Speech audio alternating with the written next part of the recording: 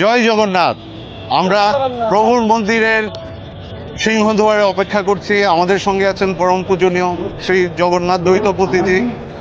সামনেই রথযাত্রা এবং রথযাত্রার এই প্রাককালে প্রভু জগন্নাথ দেবের যে গয়না, সেই গয়নার আজকে শুভ উদ্বোধন করতে আমরা প্রভুর মন্দিরের সিংহদুয়ারে উপস্থিত রয়েছি।